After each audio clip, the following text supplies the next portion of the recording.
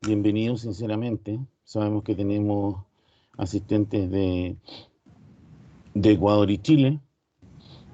Le doy ante todo las gracias a nuestros tres invitados, a Francisca Fernández Droguet. Ella es antropóloga, tiene una vasta trayectoria no solo en materias medioambientales, sino que en la dinamización, diría yo, de la sociedad civil. Ella ha tenido la amabilidad, junto con otros dos invitados, de compartir tanto sus perspectivas como sus posiciones en este coloquio.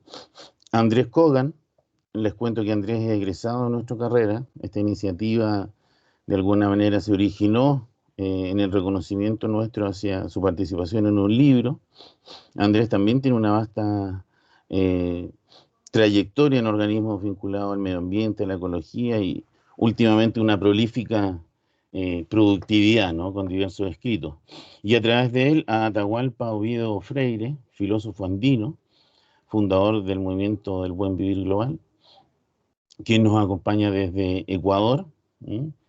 Así que sinceramente gracias. Esta es una actividad inspirada en compartir miradas que son emergentes, que son importantes, pero que también son bastante recientes.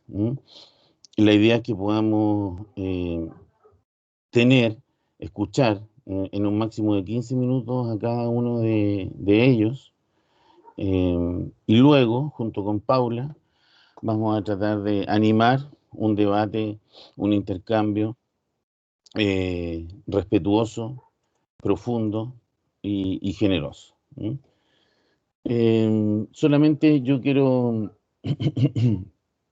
reconocer en la voluntad de Andrés, que ha participado aquí como un articulador, ¿cierto?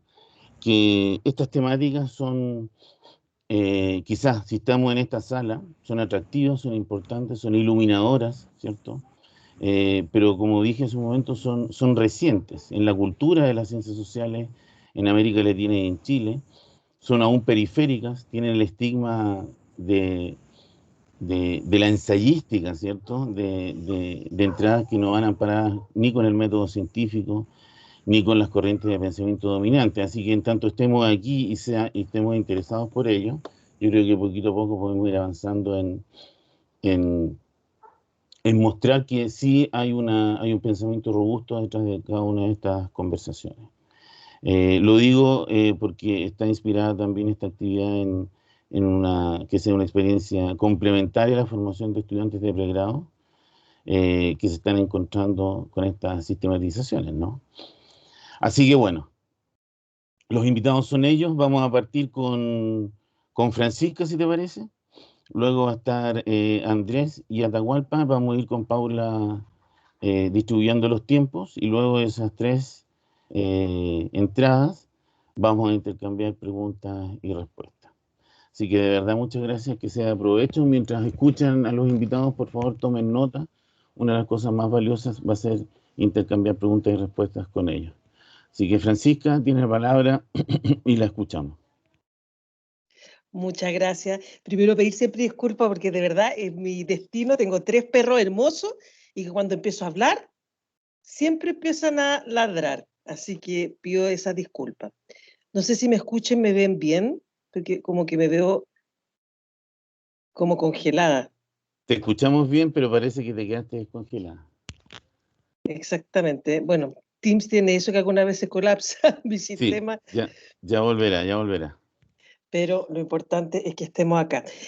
Bueno, agradecer justamente esta reflexión, esta invitación a pensar muchos elementos. Justamente una de las cosas de estas exposiciones tiene que ver justamente con analizar procesos de descolonización y procesos políticos en América Latina. Como bien tú señalaste, soy antropóloga, pero justamente esta reflexión lo he posibilitado más desde una vinculación que me parece absolutamente esencial y que he tenido la posibilidad de hacerlo, que tiene que ver con las luchas.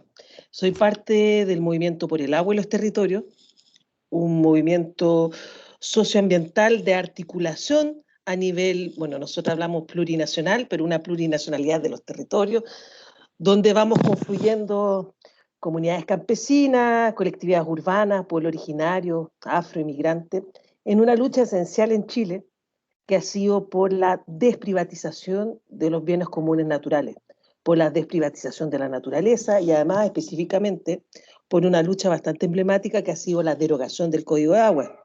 Chile es el único país del mundo que a nivel constitucional, si bien reconoce que el agua es un bien nacional de uso público, la forma de acceso es a través de la figura de derecho de aprovechamiento de agua. Y eso es literalmente privatización, mercado de agua. Y es el espectro. Y por otra parte, también integro el Comité Socioambiental de la Coordinadora Feminista 8 de Marzo, que hace alrededor de 3 años conformamos la coordinadora con compañeras del Movimiento por el Agua y los Territorios, pero también compañeras de la Coordinadora Justicia para Macarena Valdés. Ustedes recordarán, Macarena Valdés fue asesinada en el marco de un conflicto territorial en su comunidad de Tranguilpa, en Quipulli, el 2016, ante la instalación de RP Global, de una hidroeléctrica de paso, y en su comunidad específicamente torres de alta tensión, y se levanta la causa como si hubiese sido un suicidio, y finalmente se corrobora que ella habría sido colgada luego de haber sido asesinada.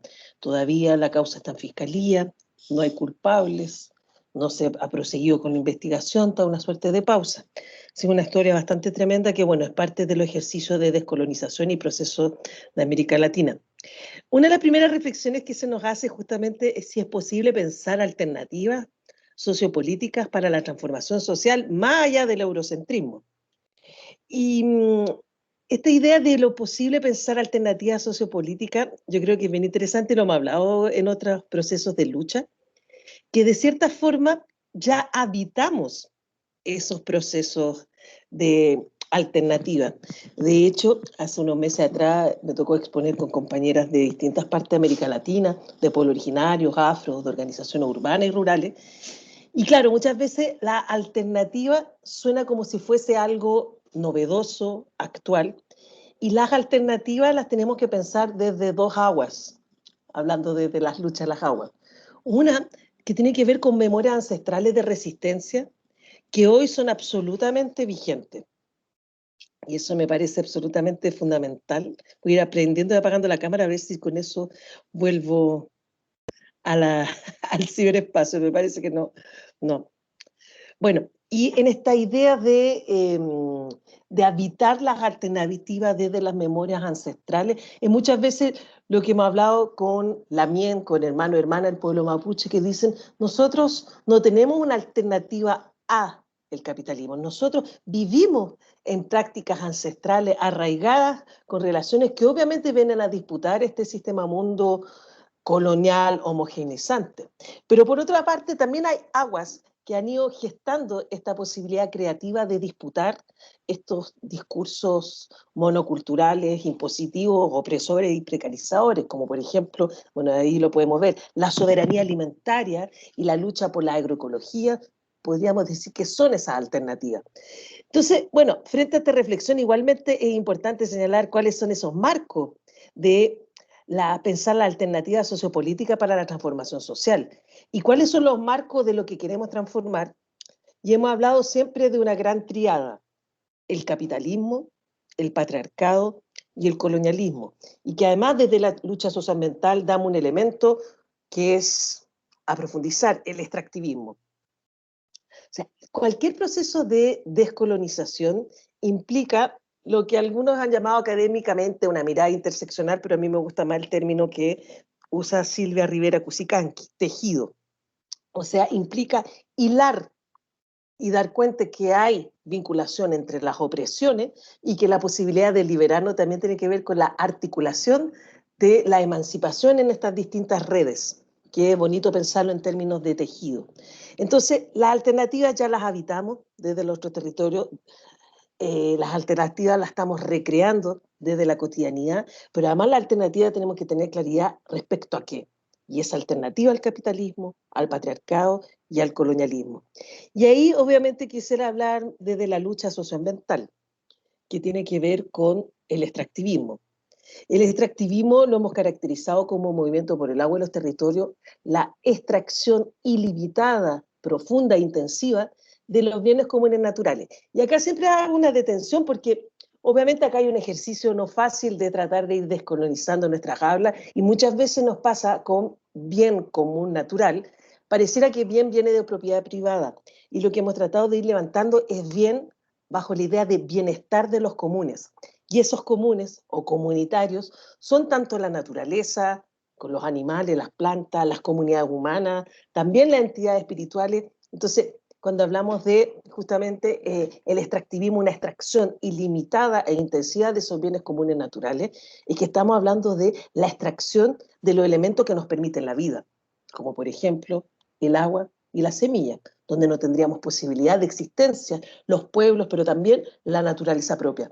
Y el extractivismo además tiene esta cosa perversa que además potencia la extracción de las mal llamadas materias primas, recursos naturales para la generación de ganancias en los mercados internacionales, generando esta dinámica que se da tanto en un país como el nuestro de economías de enclave. O sea, que se genera un enclave de una mega minería, un agronegocio, un modelo forestal que despoja el territorio, que de hecho tenemos hasta una categoría en Chile que se llaman las zonas de sacrificio y que justamente están al alero del mercado.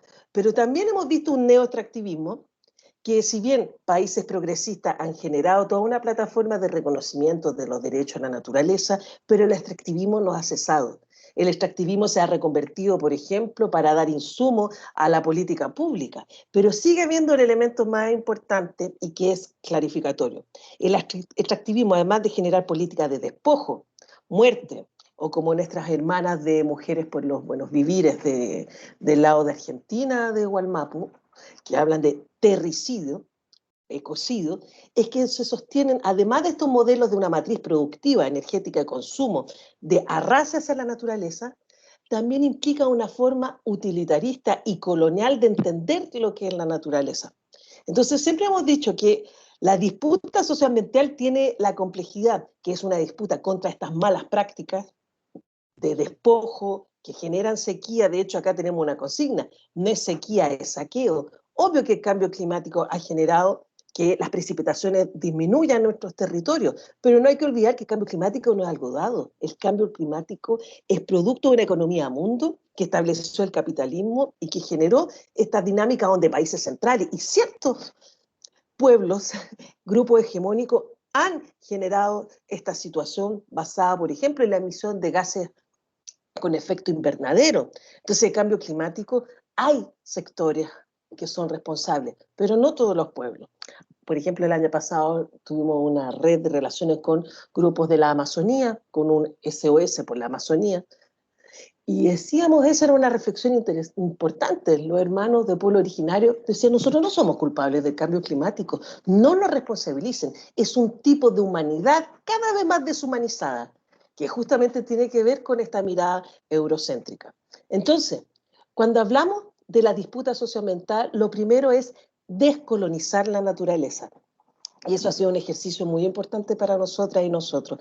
Descolonizar la naturaleza tiene distintos niveles. Obviamente es darle fin a esta matriz colonial que se da con el inicio de la conquista a Via Yala de explotar la naturaleza para la generación de ganancias. Recordarán que la política del despojo se ha basado en esta triada horrorosa del despojo territorial, de la mano esclava en África y la generación de ganancias en Europa. Esta triada del dolor y que hasta el día de hoy se reproduce en economías coloniales.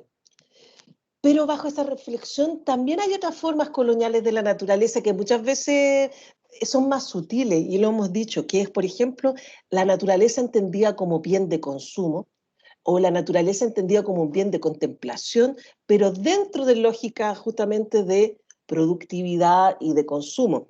Por ejemplo, es un poco lo que sucede cuando hay defensas al patrimonio natural, cuando se señala, este es un lugar bellísimo y por su belleza tenemos que defender, o este es un lugar emblemático donde el turismo se ha podido desarrollar y nos parece fundamental. Y para nosotros todo territorio, en tanto naturaleza, en tanto vida de las comunidades, es una comunidad a defender. Y eso es como el que nos parece súper importante. Entonces, descolonizar la naturaleza es, por ejemplo, recuperar esas memorias que han sido absolutamente vigentes, que no son pasados, sino son memorias de construcción actual, de esta relación con la naturaleza, de ser parte de la naturaleza. Por ejemplo, nosotros hacemos una defensa de los cuerpos de agua en su multiplicidad, ríos, mares, lagunas, pero los glaciares también son memorias de agua, son cuerpos de agua. De hecho, el permafrost es memoria milenaria de la historia de la naturaleza y de la tierra. Pero también decimos la sanitaria y nosotras mismas somos cuerpos de agua. Entonces, es reivindicar, alguna vez le he citado y me gusta mucho un investigador peruano, Rengifo, que habla de comunidad de parientes. La naturaleza está confluida de una comunidad de parientes. La comunidad de parientes humanos, la comunidad de parientes animales, la comunidad de parientes plantas, la comunidad de parientes espíritus muertos. Y es así tan bonito. Bueno, Atahualpa también lo podrá reflexionar, que en nuestro territorio del Collasuyo, el parte sur de esta territorialidad andina, la comunidad aymara y quechua y también mestiza, reivindican este ideario y es, por ejemplo, que en carnavales no solo la comunidad humana está de fiesta, sino también las plantas, por eso se hace la chaya, en martes de chaya, también está justamente los muertos, por eso se visita en la festividad de los carnavales, o anata, para ser más precisa, a nuestros difuntos. Entonces, es todo un horizonte. Sin duda, la mayor disputa es cómo descolonizamos nosotras y nosotros los que nos reivindicamos desde otro lugar. Yo me reconozco mestiza con una historia de cruce como muchas y muchos que habitamos en este territorio, con todas las contradicciones, con esa historia colonial, pero también con esa historia de nuestras parientes, nuestras ancestras y ancestros de los pueblos que habitaban acá y con todas esas contradicciones que se va generando. Entonces, para nosotros y nosotros aún es mayor el desafío, porque tenemos que descolonizar nuestro propio mestizaje y reconocer esos recorridos. Y el Movimiento del Agua ha permitido generar todas esas reflexiones, entendiéndonos plurinacionales, pero no la plurinacionalidad necesariamente como se ha construido desde el Estado boliviano, ecuatoriano, que obviamente, a diferencia de Chile, hay grandes avances, sino nosotros hablamos de la plurinacionalidad de los territorios, como la coexistencia de distintos pueblos y comunidades políticas, que incluye pueblos originarios, afro-inmigrantes, sectores campesinos y sector urbano, con nuestras propias formaciones sociopolíticas y económicas. Entonces es como interesante entender nuestra lucha ahí y también con procesos de despatriarcalización, porque entendemos que el extractivismo, además de ser una política del despojo, además de vinculado con una forma de producción que es a partir de la raza de los territorios, también decimos que configura economía y territorialidades de masculinidad hegemónica, en que las mujeres, además de tener una vida mucho más precarizada, se intensifica la precarización por los impactos socioambientales. Por ejemplo, Quintero Puchuncaví, lo he dicho muchas veces cuando me toca conversar de estos temas, son primero las mujeres las que corren, por ejemplo, en las 4 o 5 intoxicaciones que son en la escuela, la greda, o son las mujeres que organizamos y sostenemos la vida desde las políticas de los cuidados, y también el tener que buscar fuentes de agua es que si ve intensificado un trabajo en los cuidados que además no se le reconoce como experiencia. Entonces, ya para ir terminando esta idea, ¿desde dónde ir construyendo estas posibles descolonizaciones?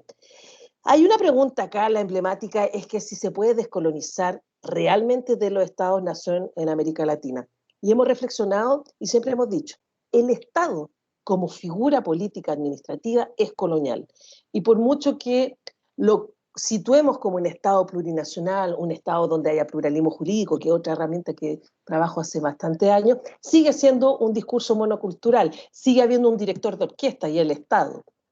De hecho, me encanta, hay un filósofo indio-catalán, Panikkar, que él dice que la interculturalidad debiese transitar desde el director de orquesta a lo polifónico, una multiplicidad de sonoridades que en su diversidad dan un tono, pero donde no debe seguir siendo el Estado el director de orquesta. Y es bonito pensar así que los sicuri, por ejemplo, instrumentos andinos tan importantes, son polifónicos y en esta combinación de varios tonos se da una tonalidad. Entonces, ¿cómo buscar esto? El Estado siempre va a tender hacia lo monocultural, hacia el monocultivo, hacia la reducción de la diversidad en un lenguaje, podríamos decir, monolítico. Pero entendemos que hay una transición. Entonces, el Estado no es el lugar, pero sí podemos transitar desde políticas plurinacionales, desde políticas de reconocimiento, autonomía, autodeterminación de los pueblos, pero realmente el espacio descolonizador es el espacio de la autodeterminación. Hay experiencias interesantes, sin duda, las juntas de buen gobierno, las estructuras de Caracol, el municipio autónomo.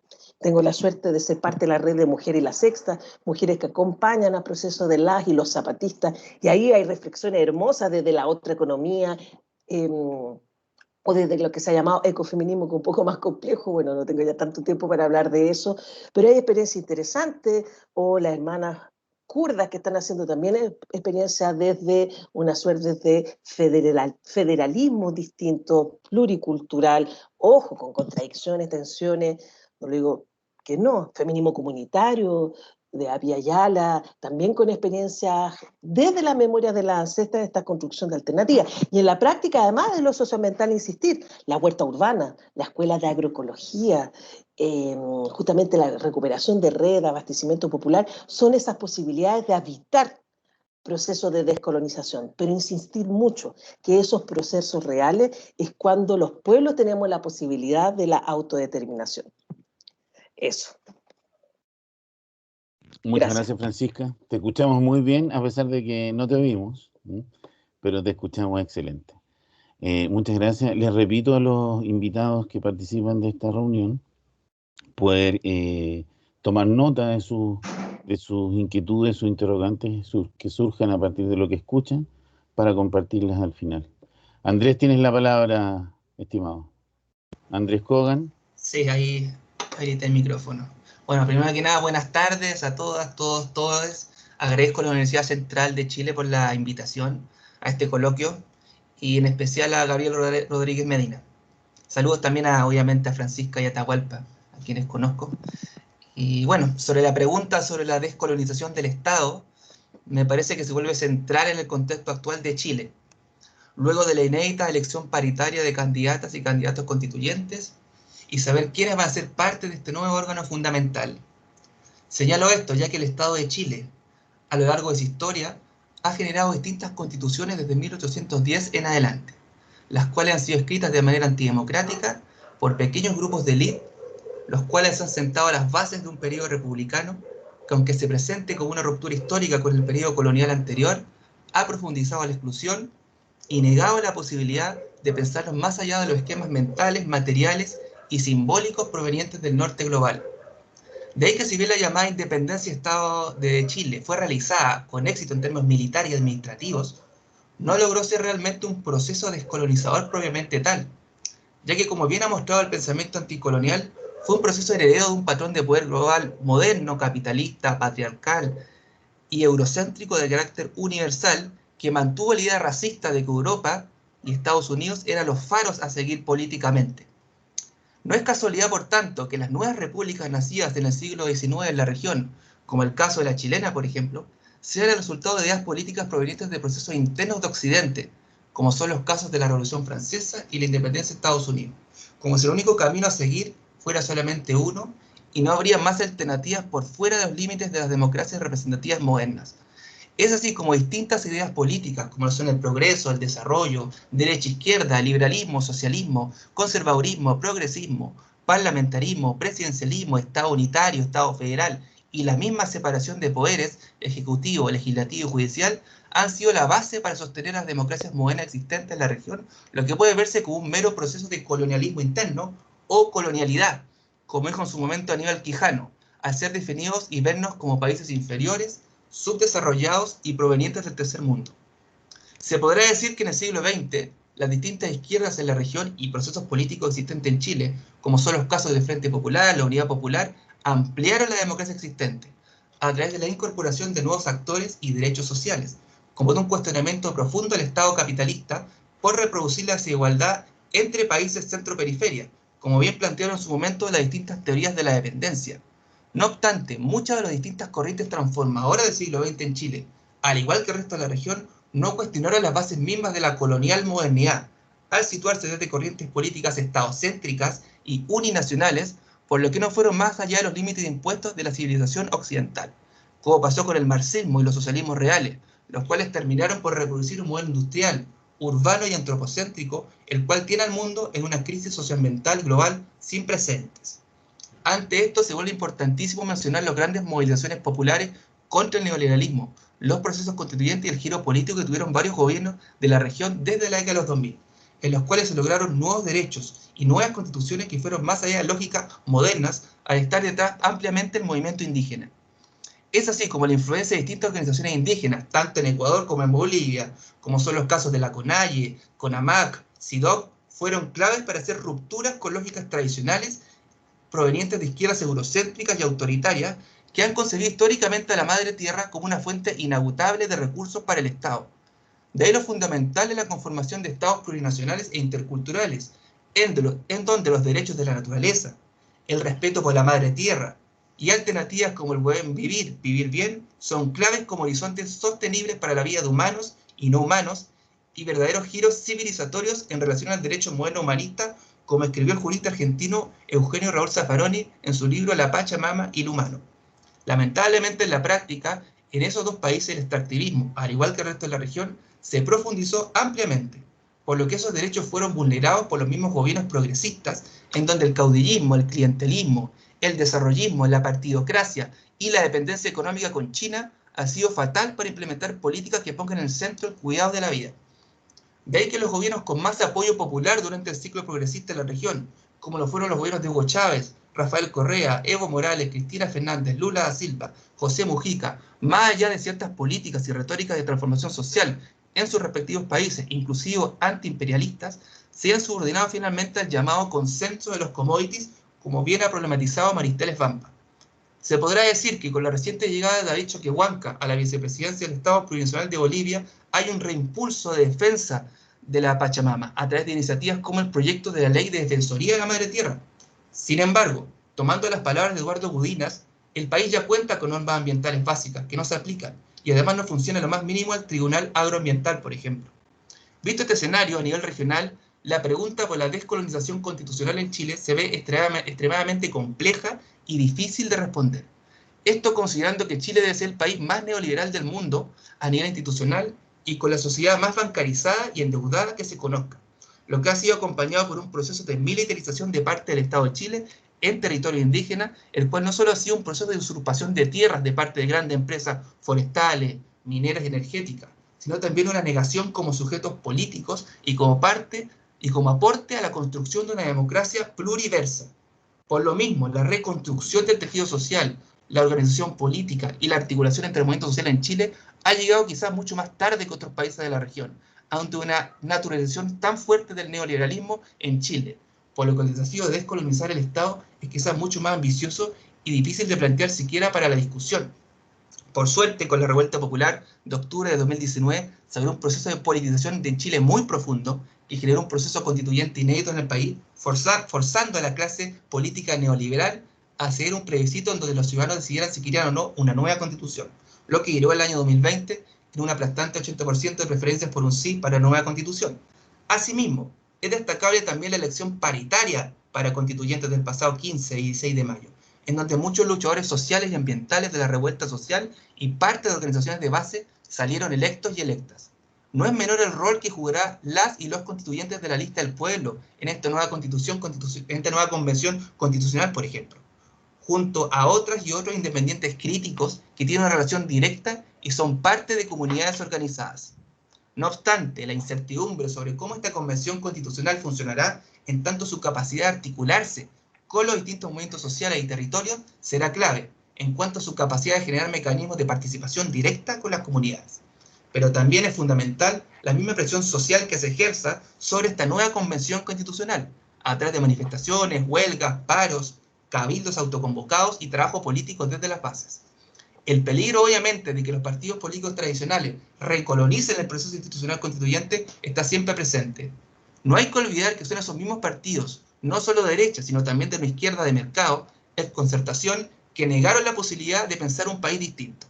Pero tampoco se puede ver con mucho optimismo lo que puede pasar con los partidos políticos de izquierda más progresistas en Chile en este proceso constituyente, como son los casos del Partido Comunista o los partidos que conforman el Frente Amplio. Me parece que todos ellos aún no ven al eurocentrismo como un problema político para superar y a la descolonización del Estado como parte de un proceso crucial por construir en el país.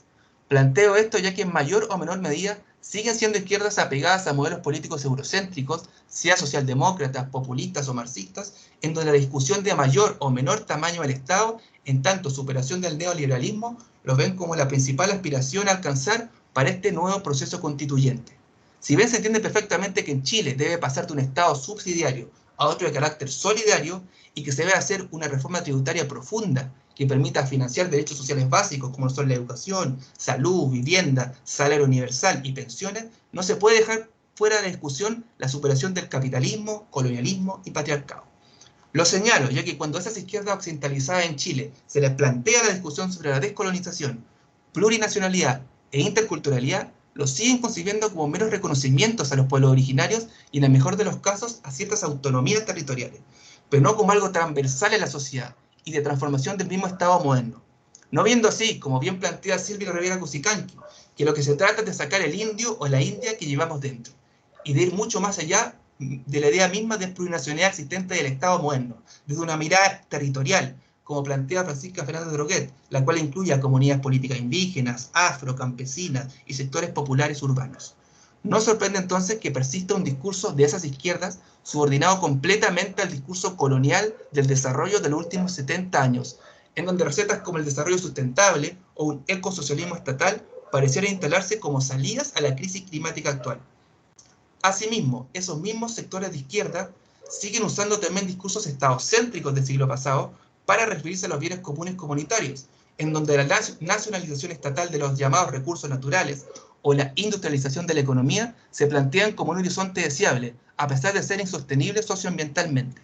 Menos mal que los movimientos sociales en Chile en los últimos 20 años, conformados por distintas organizaciones estudiantiles, socioambientales, feministas, mapuche, entre muchas otras, han sido clave para confrontar, reconfigurar y ampliar esta retórica de izquierda eurocéntrica y antropocéntrica anclada en los límites coloniales y patriarcales de la modernidad. Los casos en Chile de la Asociación de Estudiantes Secundarios, la ACE, por ejemplo, el Movimiento por el Agua al Territorio, la Coordinadora Feminista 8M, la Coordinadora Nacional de Inmigrantes, la Coordinadora Arauco Mayeco, por decir solo algunos casos, son buenos ejemplos de cómo desde las comunidades y territorios organizados es posible construir alternativas mucho más profundas. De ahí que se planteen cada vez con más fuerza en Chile demandas como derechos de la madre tierra, el derecho a migrar, fin a la megaminería, fin al adultocentrismo, educación no sexista, políticas de los cuidados, el derecho a la locura y a la diversidad mental, soberanía alimentaria, energética, gestión comunitaria de las aguas, familias diversas y alternativas al desarrollo y la modernidad desde buenos vivires, como puede ser el Cumemuñén, Mapuche y otras miradas y experiencias colectivas y ecocéntricas que trasciendan al Estado moderno. Por lo tanto, será clave la relación entre los sectores más críticos de la nueva Convención Constitucional provenientes de movimientos sociales con sus bases mismas, ya que si no será una nueva constitución que podrá tener ciertos derechos humanos consagrados e incluso de la madre tierra, como el agua, por ejemplo, pero sin un arraigo en las comunidades, lo que hará fácilmente que sean vulnerados por los mismos gobiernos y las grandes empresas existentes, como ha pasado en tantos otros países de la región. Muchas gracias. Muchas gracias, Andrés. Aprovecho de comentarle a los compañeros y compañeras de Ecuador, para no dar nada por obvio, que en octubre del 2019, luego de esas movilizaciones largas que pudimos observar allá, se produjo, que algo lo dijo Andrés, ¿no? Un movimiento popular, una reacción popular en Chile totalmente inédita, que nos tiene sin querer queriendo, como decía el Chavo del Ocho, en una redefinición constitucional, ¿sí? Inédita en el caso de Chile. Muchas gracias, Andrés. Le damos la palabra a Atahualpa. Adelante, Atahualpa, te escuchamos.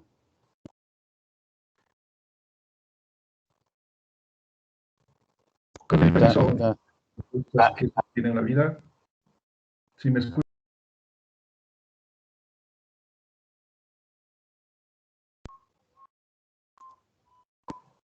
Hola, ¿me escuchan ahí? Ahí te escuchamos. Con el permiso de todos quienes sostienen, mantienen y contienen la vida, con el permiso y la licencia de todos nuestros antepasados, quienes han construido el camino para que nosotros lleguemos a este momento. Les envío un gran abrazo desde el Ecuador y muy agradecidos, muy felices por esta invitación y poder compartir con los hermanos de Chile. Hasta hace 500 años atrás, Europa no jugaba ningún papel en el concierto mundial. Europa no tenía ninguna fuerza ni a nivel económico, ni a nivel político, ni a nivel tecnológico, ni a nivel científico, nada. Hasta esa época, lo que hoy conocemos como Europa y Asia, los países que habían logrado despertar una serie de conocimientos. Tenemos el caso de los árabes, quienes fueron los primeros en desarrollar o descubrir o inventar el álgebra, la trigonometría y otra serie de ciencias. Y el caso de los chinos, que ya habían descubierto una variedad, la primera forma de imprenta, la brújula, la pólvora, la seda, etc. Por el contrario, Europa era muy pobre. Europa había pasado 1000 años en la Edad Media en luchas cruentas, lo que había conducido a una situación en la cual el pueblo europeo vivía en una extrema pobreza, como consecuencia con mucha delincuencia y evidentemente con muchas enfermedades. Esa era la característica de la Edad Media, como consecuencia también de otro proceso que ellos vivieron, la colonización romana. El Imperio Romano hace más de 2000 años empezó la conquista de todo lo que hoy es Europa e impusieron una serie de creencias, de conceptos, de instituciones a todos los pueblos europeos de lo que llamaríamos la Europa indígena u originaria. Los romanos tomaron una serie de elementos, de conceptos de los griegos e impusieron todo eso a los pueblos indígenas de Europa y posteriormente introdujeron el cristianismo. ¿Qué significa esto? Que los pueblos indígenas de Europa perdieron todas sus formas culturales originarias, propias, naturales. Esto quiere decir que en un periodo desde hablemos por lo menos de unos 30.000 años, en la que se asentaron los pueblos en esas regiones de Europa, y cada pueblo desarrolló una forma de vida, una forma de creencias, una forma de entender la realidad, un tipo de idioma, etc. Los idiomas indígenas de Europa han desaparecido totalmente, a excepción del euskera, en lo que hoy se llama el País Vasco, que ellos prefieren llamar Euskadi. Es una de las pocas lenguas indígenas que sobreviven, y también hay un rezago de los idiomas celtas en lo que hoy es una parte de Gran Bretaña, que es Escocia e Irlanda, pero que ya también están desapareciendo y se está imponiendo el inglés. ¿Qué quiere decir? Que, por ejemplo, el idioma que hoy estamos hablando, el castellano, fue un idioma impuesto por los romanos. Ellos imponen el latín en todo el sur de Europa y como consecuencia van a surgir lo que hoy conocemos como el francés, como el italiano, como el catalán, como el valenciano, etcétera, etcétera. Todos estos idiomas vienen del latín. ¿Qué quiere decir? Que eliminaron a los idiomas indígenas o originarios de Europa. Y así sucesivamente, es decir, todo. Y después, estos europeos colonizados, cristianizados, romanizados, racionalistas, antropocéntricos, etcétera, etcétera, son los que se van a encargar de conquistar el mundo y de hacer exactamente lo que hicieron los romanos con ellos. Entonces, ellos llegan a nuestro continente, a Apia Yala, la América profunda y procede a hacer lo mismo. Y viene esto que se ha llamado la conquista, que nosotros preferimos llamarle la invasión, en la cual su propósito es exactamente hacer lo mismo que hicieron los romanos con la antigua Europa indígena. Pero no lo han logrado, tal vez por el tiempo, porque en nuestro caso recién han pasado 500 años. Por el contrario, en el caso de los europeos sí lograron exterminar completamente, porque fue un proceso de más largo tiempo y paulatinamente fueron imponiendo, y como consecuencia desapareció toda la Europa indígena, para después aparecer lo que se llama la Europa occidental o la civilización europea.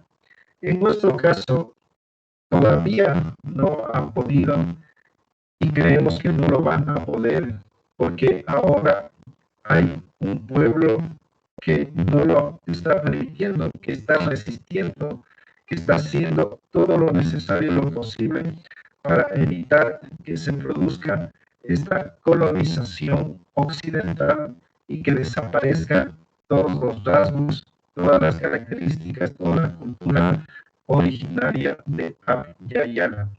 Entonces, en este proceso de colonización, cada vez se ha ido acelerando. La colonización hoy es más fuerte que hace 500 años. Cuando llega hace 500 años, hacen un proceso de invasión, pero hacen también un proceso de encuentros o de arreglos a través de matrimonios. Es decir, se casan con mujeres, especialmente que tenían ciertas condiciones o que tenían ciertas potestades, y se procede a unirse. Es decir, esto nos lleva, por ejemplo, a ver que hasta esa época el racismo no era tan fuerte como es el día de hoy, en el cual ¿qué persona llamada mestiza o llamada blanca se casa con una indígena? ¿Cuáles? Es raro. Son contados con las manos las personas que pueden ser llamadas mestizas, que se podrían casar. Peor los blancos. Más bien, en el caso de Ecuador y he visto en Bolivia y en muchos países que son europeos, blancos, nacidos en Europa, que ellos sí han venido hasta Abya, hasta lo que se llama también la América Latina, y sí se han casado. Pero la gente nuestra, que es sumamente colonizada, que es sumamente prejuiciosa, acomplejada, jamás haría eso. ¿Por qué? ¿De dónde viene? Del racismo. Entonces, ese es otro rasgo de este colonialismo, de este racismo que se impone. Entonces, desde ahí, desde hace 500 años, es que Europa comienza a jugar un papel en el mundo. ¿Y gracias a qué? Gracias a las riquezas de Abya Yala. Porque con qué riqueza Europa va a salir de la situación en la que se encontraban. Se habían pasado 1000 años de guerra cruenta, que no tenían recursos y no tenían las condiciones para poder salir adelante. Solamente gracias a las riquezas de Abya Yala que se fueron llevando fue posible el cambio que experimentó Europa, y que después es lo que viene la etapa que se llama del Renacimiento, y como consecuencia Europa pasa a convertirse en el centro del mundo. Repito, gracias a las riquezas de Abya Yala, porque ellos no tenían de dónde iban a tener los recursos, y eso fue posible por toda la riqueza que había producido Abya Yala. Es decir, Abya Yala era sumamente rica. Aquí había una serie de productos o de metales, todos los cuales reflejaban la riqueza que había en este continente. Ningún cronista, nadie habla de que aquí hayan encontrado pobreza, hablan de que eran salvajes, de que eran primitivos, de que eran diabólicos. Bueno, se inventan cantidad de cosas porque no entienden nuestra cultura, nuestras concepciones, nuestras espiritualidades, no lo entienden y califican así. Pero nadie se atreve a decir que aquí hayan encontrado pobreza. Todo lo contrario. Y es más, se la fueron llevando. Y eso permitió ese florecer de Europa y que les convierte en el centro del mundo y que después ellos establecen y delimitan cómo debe funcionar toda una sociedad. Entonces, ¿qué es lo que imponen ellos? Imponen todo lo que sobrevive hasta el día de hoy. Simplemente se ha ido prolongando o se ha ido aumentando o se ha ido dosificando este proceso en el cual lo que hoy conocemos, lo que hoy vivimos, que es, por ejemplo, el Estado, la democracia, los partidos políticos, toda la institucionalidad, etcétera, etcétera. ¿De dónde viene? De la imposición que hace Europa, que establece como sistema único, como el mejor, como el superior a todos los existentes en el mundo. Y esto no solamente es un acto que lo hace lo que llamaríamos hoy la derecha, sino que lo hace también la izquierda. La izquierda también se asume, la izquierda occidental, la izquierda europea, se asume como la revolucionaria, la más avanzada, la científica, e imponen todas sus corrientes a todos los pueblos de Abya Yala bajo el argumento de que los pueblos indígenas también son pueblos atrasados, son pueblos mágicos, son pueblos que tienen un conocimiento básico. Es decir, la izquierda también asumió esa concepción sobre los pueblos indígenas. ¿Qué quiere decir? Que la izquierda jamás valoró las ontologías, las epistemologías, las filosofías, las ciencias, las espiritualidades, etcétera, etcétera. Por el contrario, también fueron calificadas, priorizadas, minimizadas, desvalorizadas. Como consecuencia de ello, se comenzó a hablar del problema indio o del problema indígena, en la cual se debía educarles. Y este educarles significa colonizarles, es decir, que debían olvidar sus propias formas culturales para asumir las revolucionarias, las más avanzadas, las que traerían el cambio y la transformación. Es decir, la izquierda jamás valoró, reconoció, validó a los conocimientos de los pueblos indígenas, jamás hasta el día de hoy. Por el contrario, cuando hoy se han despertado los pueblos indígenas, estamos hoy asumiendo un rol protagónico. Desde la misma izquierda hay calificativos como, por ejemplo, de decirnos pachamanistas, abyayaristas. Con eso hacen un rechazo, una desvalorización, una minimización, bajo el argumento de que no son posiciones revolucionarias, porque los revolucionarios solamente es lo marxista, los revolucionarios solamente lo establece la izquierda, son ellos los de la vanguardia, y todos los demás simplemente son un brazo indigenista, un brazo obrero, un brazo femenino, cualquier cosa. Entonces, desde la izquierda también ha habido un proceso de colonialismo.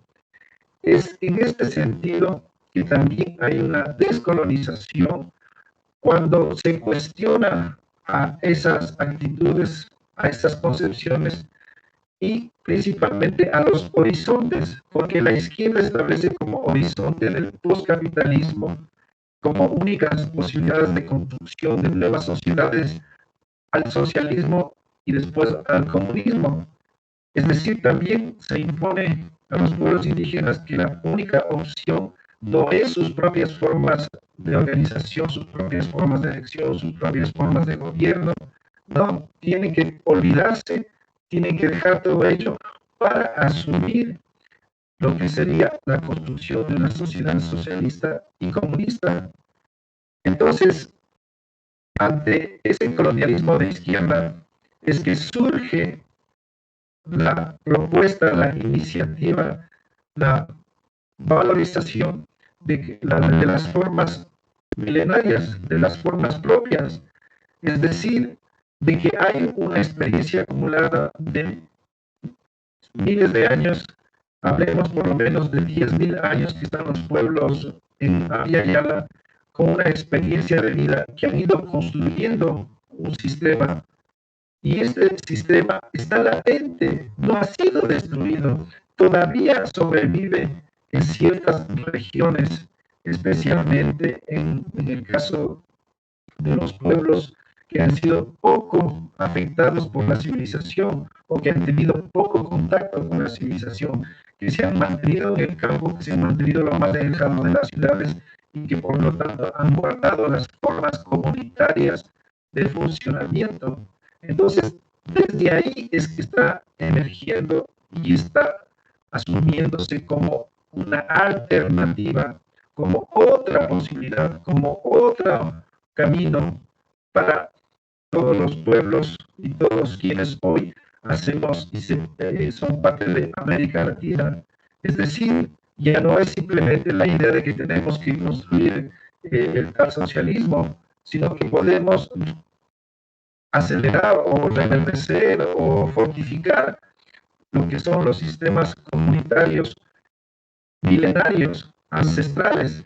Es decir, no podemos ir a nuevas modas, a nuevas experiencias, a nuevas aventuras, porque eso lo único que ha traído hasta ahora, como hemos visto en la experiencia de la izquierda occidentalizada, simplemente han sido fracasos y que más bien han servido de pretextos, de argumentos para que la derecha combata a todas las expresiones de los movimientos sociales, calificándoles de subversivos, terroristas, guerrilleros, etcétera, etcétera.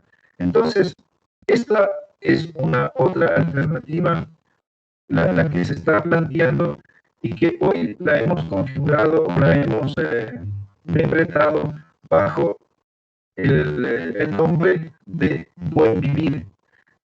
Esta se convierte en una guía, en un instrumento para que la población, para que todos puedan ver de que hay otras posibilidades y por lo tanto que se manejan otros conceptos o vienen desde otras epistemologías.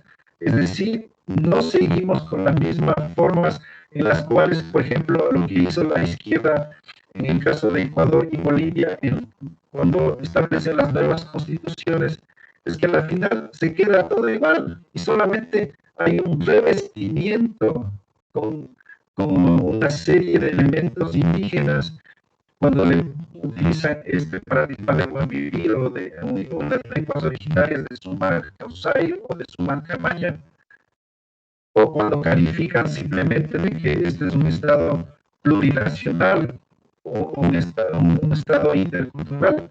Todos esos a la final son palabras bonitas, son simplemente maquillajes, porque en el fondo sigue el mismo estado, con las mismas formas, con la misma democracia, con las mismas formas de elección a través de los partidos políticos, etcétera, etcétera. Por lo tanto, el reto que hoy tienen ustedes, hermanos chilenos, es aprender de las experiencias de toda la izquierda y en el caso de las constituciones, del caso de Ecuador y de Bolivia, para que no repitan lo mismo, el fiasco, el fracaso que ha significado para nosotros toda esa supuesta transformación que a la final, repito, simplemente han dejado toda la misma estructura, todos los mismos pilares, todas las mismas bases, cuando de lo que se trata es crear otro Estado, crear otro sistema de funcionamiento con otras instituciones. No podemos simplemente hacer retoques a lo que ya está dado, sino que tiene que haber una nueva estructura con nuevos elementos, con nuevas instituciones que permitan hacer algo diferente. Y en esto, entre las varias cosas, yo quisiera valorar lo que ha sucedido en Chile, en donde los llamados independientes han logrado un gran porcentaje. ¿Qué quiere decir esto? Que es un cuestionamiento a los partidos políticos, porque el fundamento de esta democracia basada en los partidos políticos es la gran trampa para dividirnos, para sostener este sistema, porque los partidos se han convertido en grupos que simplemente defienden a ciertas élites, en la cual está concentrado, por lo tanto, el monopolio de la política en los partidos políticos.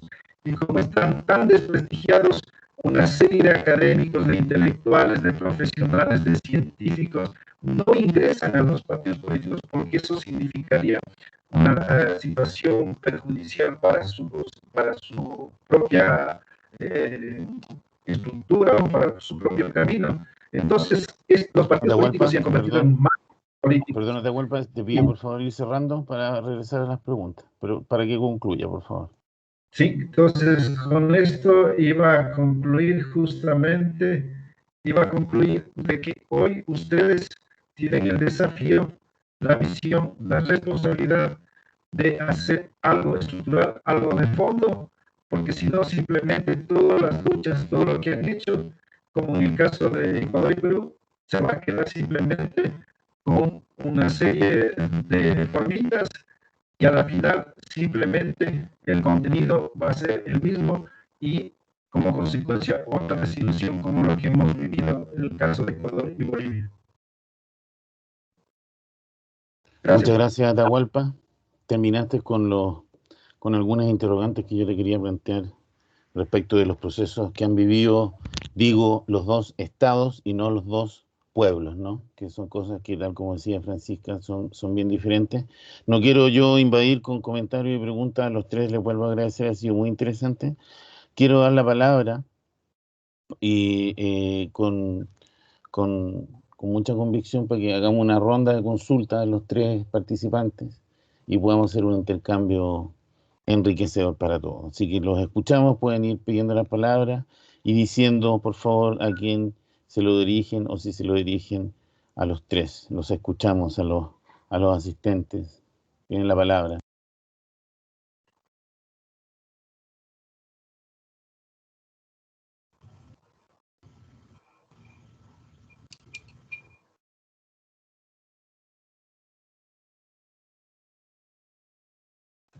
Profesor, Katiuska está pidiendo la palabra. Sí, Katiuska, adelante. La escuchamos. Hola, ¿se escucha? Sí.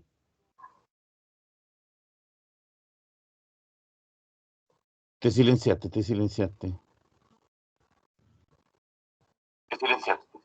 ¿Ahí sí?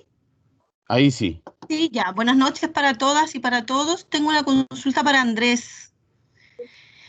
En algún minuto de lo que él expuso, como que me perdí, y en algún minuto él planteó un Estado subsidiario a un Estado solidario. Me gustaría que ahí él pudiese explicarme un poquito. A lo mejor podríamos aspirar a trabajar por un Estado más recíproco, caminando en la reciprocidad, no ni obviamente en el subsidio y menos en la solidaridad, porque siento que la solidaridad igual nos hace mirar a unos arriba y a otros abajo. Gracias, Katiuska. Veamos si hay algunas preguntas más, Andrés, para los demás. Estimados. Bueno, antes que se animen, yo tengo una reflexión, como decía, tanto para Atahualpa como para Francisca. Cuando Francisca señala que el Estado es colonial, cosa que suscribo profundamente, muchas veces en las clases tenemos que profundizar en cómo el Estado que se construyó en Latinoamérica, en nuestros pueblos, diferentes pueblos, ¿no? No fue ese Estado emancipador que surgió en Europa después de la Revolución Francesa, y estamos llenos de diferencias, aun cuando creamos que lo podemos homologar. Entonces, la explosión que vivimos en Chile, Atahualpa y Francisca, fue administrada por las herramientas que tiene el Estado y derivada en este proceso constitucional que tiene el límite que ustedes dos señalan, ¿no? Que en tanto Estado colonial, aun cuando los agentes que participen de ese proceso que nosotros estamos como partiendo, ¿no? Tienen el límite de reproducir esas prácticas que en general son subordinadas, son extractivistas. Veíamos con Andrés hace 4 semanas que la proporción de la economía extractiva en los productos nacionales no solo se ha mantenido igual en los últimos 20 años donde nuestras discusiones han avanzado, sino que se ha incrementado, ¿no? Entonces hay un límite evidente entre la transformación de una sociedad por la vía del control del Estado. Sin embargo, es ese mismo Estado que en el largo tiempo histórico, el Estado colonial y mestizo, ha ido entregando ciertas herramientas, cierto desarrollo material, no digo que construyendo una sociedad justa, ¿cierto? Pero construyendo una sociedad menos opresora que la que teníamos en el siglo XIX. Quizás, lo pongo como interrogante, ¿no? Eso se lo pregunto entonces directamente a Francisca, desde el punto de vista de estas reflexiones como alternativas de sociedad, alternativas, quizás lo que más cerca estuviste para entenderlo yo es esta idea de territorio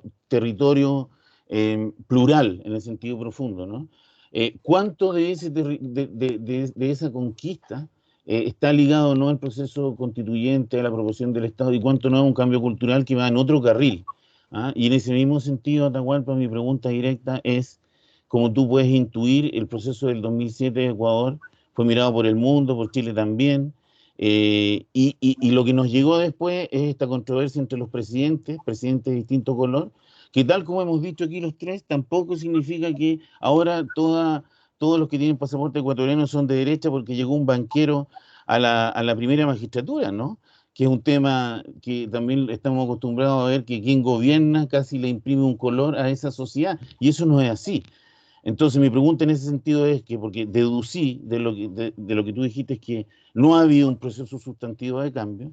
Si tú rescataras algo de estos 15 años que ha vivido Ecuador desde que cambió su constitución hasta la situación de hoy, respecto al Estado colonial y su clase dirigente, y a los distintos pueblos que viven en ese territorio, ¿no? No sé si quieren partir con estas reflexiones, a ver si hay una segunda vuelta. Adelante, Andrés.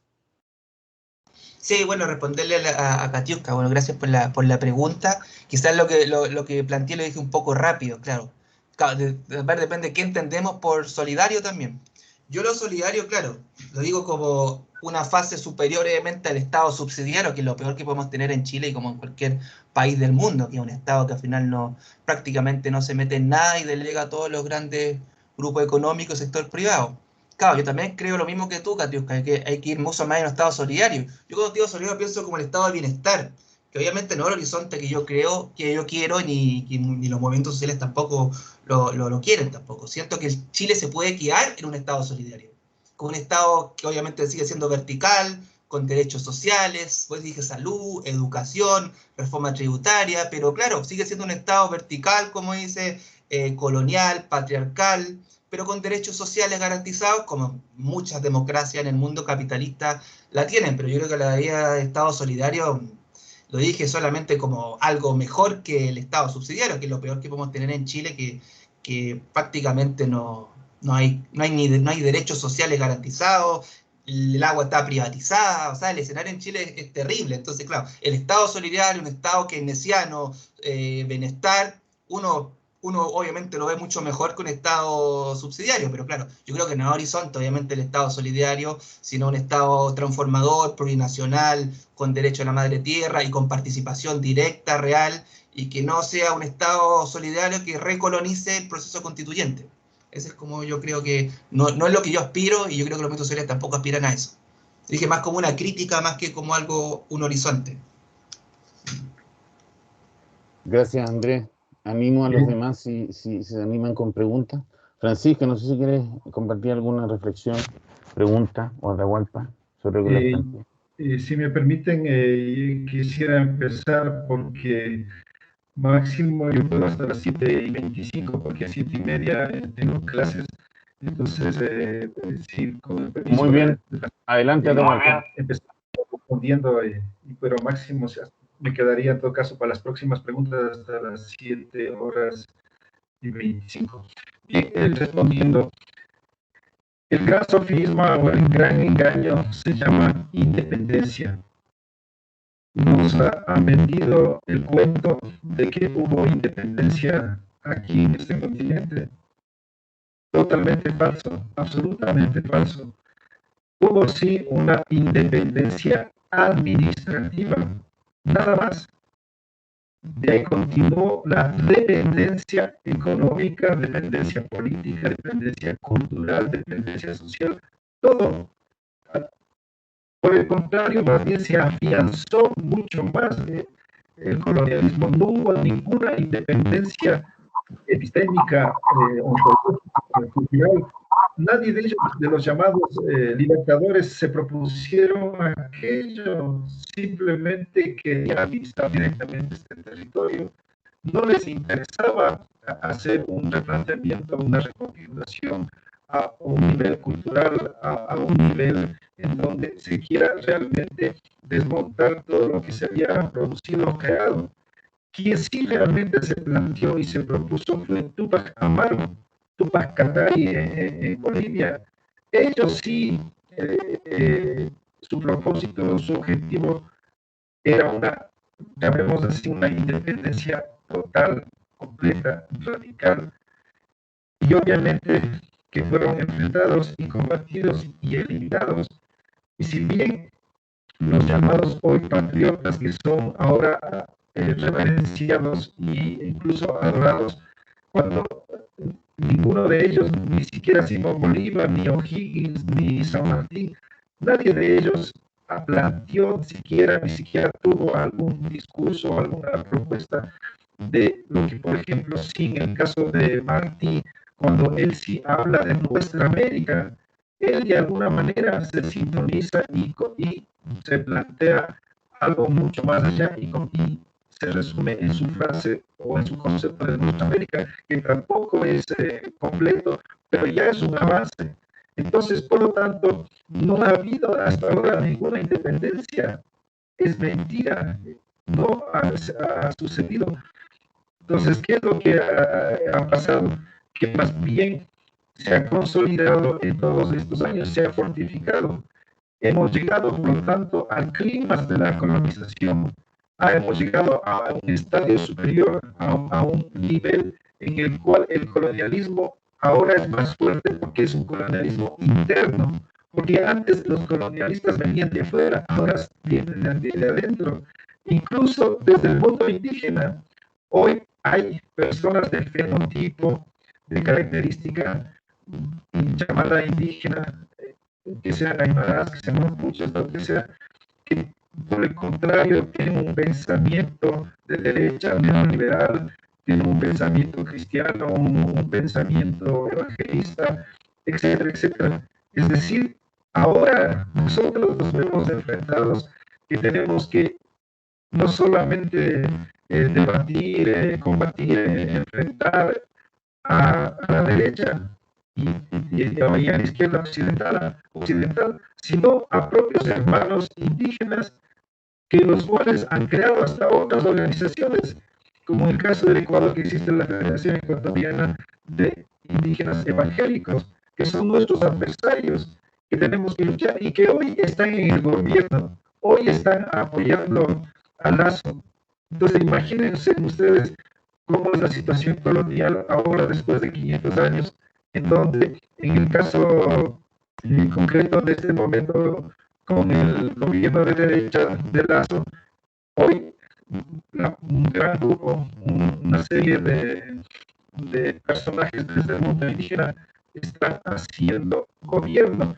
Incluso hoy, el día de hoy, se hizo la entrega del bastón de mando. Imagínense ustedes una organización indígena entregando el bastón de mando a un gobierno neoliberal. ¿Quién puede creer? ¿Quién puede imaginar eso? Entonces, el colonialismo enraizado, asimilado por estos hermanos que han perdido totalmente la perspectiva, que ya no funcionan dentro de su propia cultura, simplemente son un carapaz, simplemente tienen una máscara, tienen una apariencia indígena, pero su pensamiento no es indígena. Y lo mismo podemos decir en el caso de Bolivia, en donde Evo Morales era sin una persona que tenía una figura de un aymara, pero que su pensamiento era sindicalista, era marxista, etc. Y no funcionaba, no hizo nada para consolidar todo lo que tiene que ver con las comunidades, con el sistema comunitario, fortalecer todo lo que eran las culturas ancestrales. ¿Qué ha pasado, por ejemplo, hoy en La Paz? Están llenitas de indígenas, se han tomado la ciudad. ¿Y qué es lo grave? Que las comunidades están desapareciendo. El sistema comunitario está cada vez más desvanecido, está cada vez desarticulado.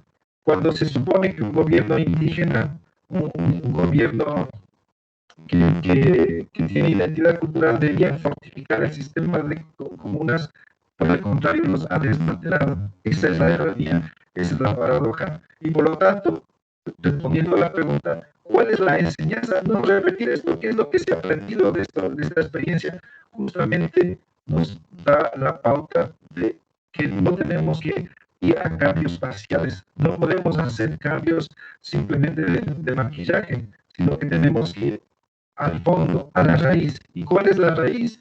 Todo lo que tiene que ver con las instituciones, con las formas, con las prácticas, con los métodos de las formas ancestrales milenarias de los pueblos milenarios.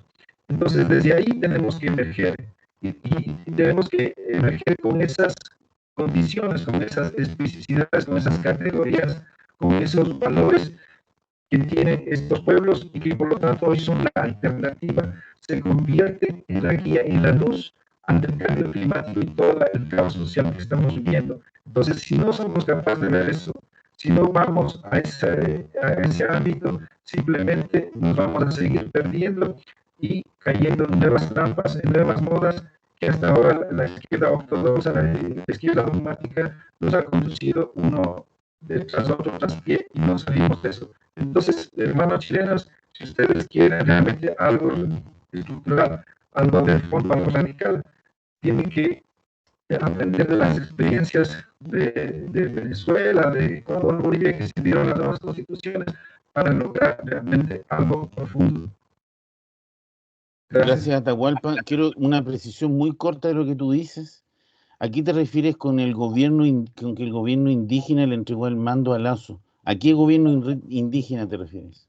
No. Lo que digo es que una organización indígena hoy en la ciudad de Ambato, en una comunidad, hicieron un acto en el cual le entregaban un bastón de mando a Lasso, que esto es una forma simbólica tradicional o ancestral en la cual los pueblos indígenas, cuando reconocen a una autoridad, le entregan un bastón. Okay. Y esto es reconocerle y valorarle. Entonces imagínate que estos hermanos estén valorando a un presidente neoliberal. ¿Qué nos habla de eso? El colonialismo interno enraizado. Entendido. Gracias, Atahualpa. Siéntete libre si te tienes que retirar. Le vamos a dar y agradecerte. Si te quieres quedar, por supuesto, estás bienvenido.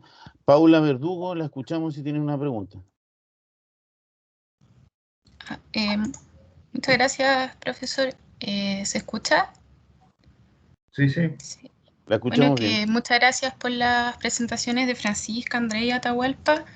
Y tenía más que nada una reflexión respecto a lo que habló Francisca, que me pareció súper interesante y también me aboca a algo que veo mucho en la región chilena, que más que en otras regiones de Abya Yala, que es como este feminismo occidental hegemónico que de cierta forma invisibiliza estas luchas sociales y también la activista a favor de la naturaleza, puesto que a diferencia de las feministas comunitarias, por ejemplo, además del activismo que ejercen también una protección de los territorios que habitan y generan también una resignificación de la tierra, los cuerpos y la naturaleza en sí, no occidental, y no como un bien de consumo, a diferencia de feministas blancas que tienen más visibilidad y aceptabilidad por el mundo moderno y que de cierta forma promueven de manera indirecta el capitalismo y los intereses de este mismo, ¿no? Que no una activista, por ejemplo, indígena de Abya Yala, no tiene la misma visibilidad ni la misma ponderancia que una mujer blanca.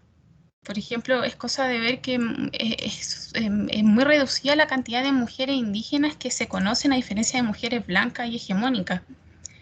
Y también tengo otra reflexión respecto también a, más que nada, Andrés Cogani Atahualpa, que también se relaciona a lo de Francisca, que cómo se podría descolonizar la naturaleza, la epistemología moderna que hay de los mundos desde la perspectiva del Estado. Cuando el Estado es un ente colonial y occidental que defiende los intereses de las clases dominantes, que muchas veces invisibiliza las luchas sociales, y no solo eso, sino que criminaliza a estas mismas llamando terroristas y justificando la muerte de activistas y de la tierra en sí.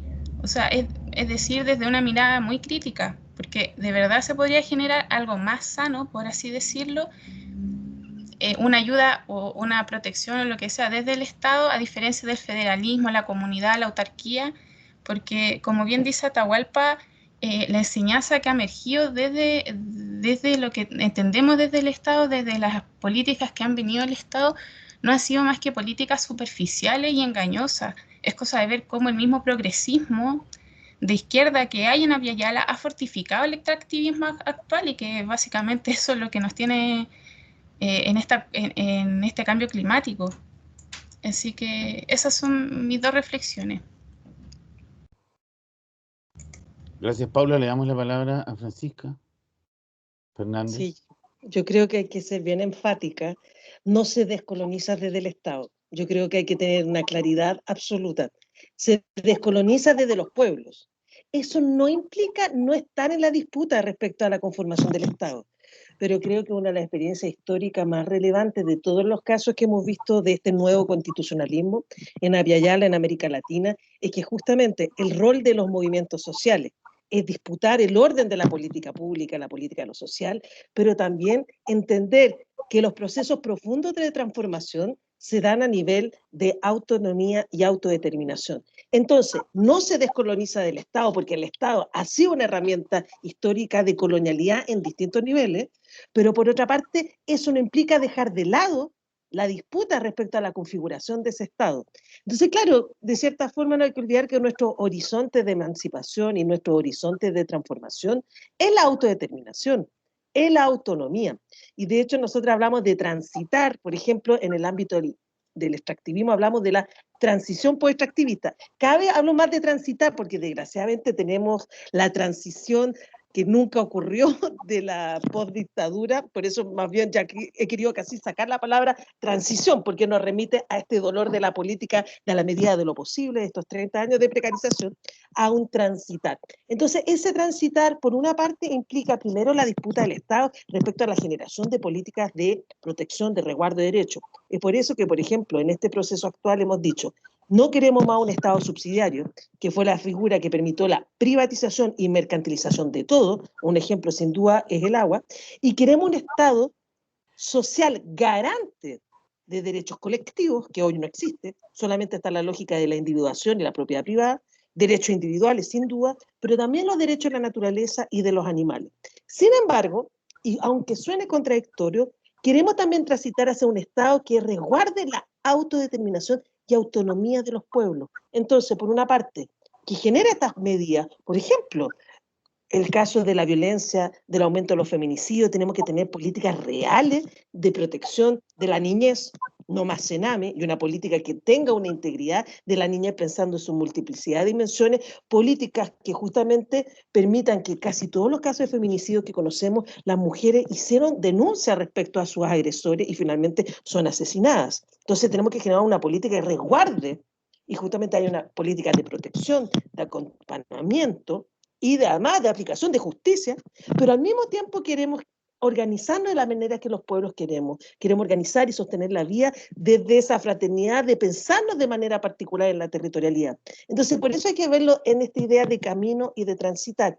Vivimos en un país tan neoliberalizado que obviamente la disputa por una nueva constitución es un eje que nos permite caminar. Pero ojo, nuestra finalidad no es una nueva constitución, sino es una herramienta para posibilitar ese cambio que nuestra finalidad finalmente sí es derribar un modelo neoliberal. Yo le he dicho una y mil veces, con una nueva constitución no vamos a terminar con el neoliberalismo, pero es un camino que permite, por ejemplo, un espacio de politización. Un camino que, por ejemplo, nos permite un imaginario político de pensarnos desde otro horizonte fuera del neoliberalismo. Es un camino que nos permite, por ejemplo, generar espacios de reflexión, y siempre lo he dicho, si hoy lo más potente del proceso que vivimos no va a ser la nueva constitución, sino el momento pedagógico, el momento territorial, el momento de reflexión comunitaria. Y es por eso que en el transitar hablamos primero un momento destituyente, necesitamos destituir ese orden imperante, y que en este caso, por ejemplo, está vinculado con el fuera Piñera, con la desmonumentalización de estos relatos hegemónicos que nos instalaron las estatuas de lo colonial, lo patriarcal, lo capitalista, para un momento constituyente, pero que también lo he dicho, no es necesariamente lo constitucional. Lo constituyente son esos nuevos horizontes que se dan en la asamblea, que se dan en las reflexiones comunitarias, que se dan en la esquina, que se dan en la reflexión entre familias, para pasar a un poder constituido, como desde la nueva constitución constituimos y consagramos derechos, lineamientos y principios. Pero después viene todo un desafío. ¿Cómo generamos desde ahí nuevas leyes y nueva institucionalidad? Entonces, de lo destituyente, de lo constituyente a lo constituido, tenemos que pasar a lo instituido, entendiendo que los procesos mayores de transformación siempre se van a dar en el espacio de lo público, de las calles, de los campos, de la presión. Entonces, ¿cuál es el desafío actual? La incidencia, el corrido de cerco, como hemos dicho, el salto de torniquete como hemos generado desde el feminismo en el proceso de la nueva constitución, pero entendiendo que los procesos de cambio reales se generan fuera de ese espacio institucional. Entonces tenemos que estar literalmente en todas partes. Y ahí sin duda es la capacidad que hemos tenido de apropiarnos desde también estos relatos, por ejemplo, del feminismo. Nosotros hablamos feminismo en los pueblos, territorial, comunitario, entendiendo que nos reconocemos en el relato de nuestras ancestras, pero además entendiéndonos y nos reconocemos en la lucha de compañeras que muchas veces no se dicen feministas, pero que son fuertemente arraigadas en procesos de despatriarcalización. Yo siempre cuento esto. Ana Muri, la Asociación Nacional de Mujeres Rurales e Indígenas, que es parte de una instancia que es la Vía Campesina, organizaciones campesinas a nivel mundial, hablan de feminismo popular y campesino, que es toda una ruptura porque se está empezando desde sus experiencias territoriales.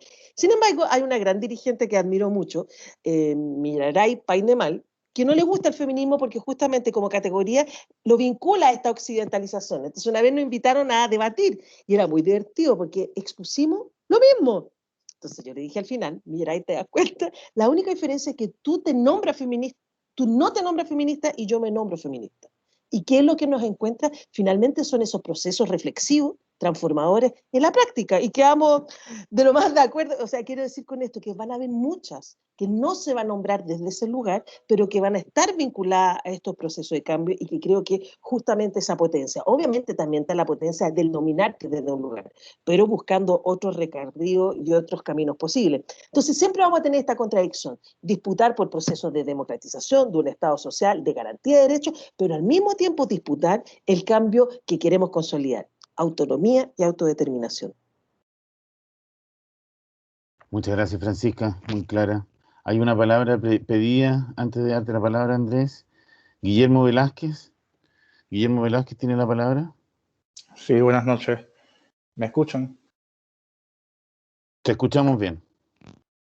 Yo quería, a partir de lo que se dijo anteriormente sobre la cuestión de la racialización